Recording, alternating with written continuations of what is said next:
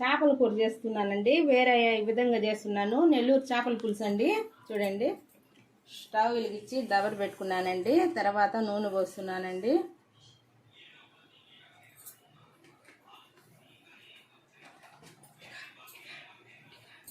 పచ్చిమిర్చి, ఎర్రగడ్డ, టమాటా మిక్సీలో పెట్టానండి.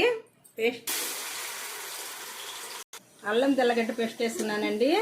బాగా పచ్చివాసన పోయినంత సేపు వేగాలండి.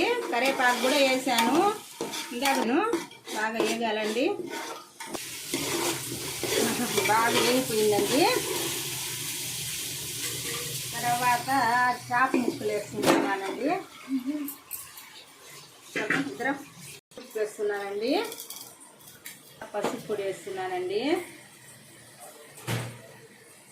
కారపొడి వేస్తున్నానండి. 3 కిలోల చేపలండి అవి 3 స్పూన్లు వేస్తున్నానండి.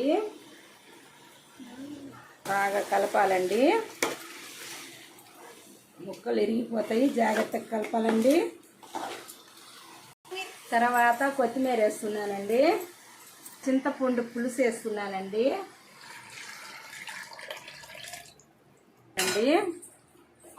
ముక్కలు ఇరిగిపోతాయి, జాగ్రత్తగా కలుపుకోవాలండి. ఇదండి మామిడి ముక్కలు వేస్తున్నానండి. బాగా ఉడకాలండి.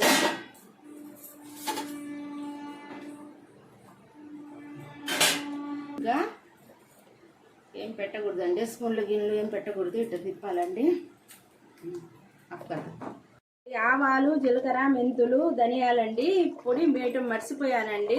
ఇప్పుడు వేస్తున్నానండి. ఎప్పుడైనా వేసుకోవచ్చు. పొడి వేస్తున్నానండి. అదే ఏంది వాసన రాలేదు, చేపల వాసన అని చెప్పి అనుకున్నాను. ఇప్పుడు వేస్తున్నానండి.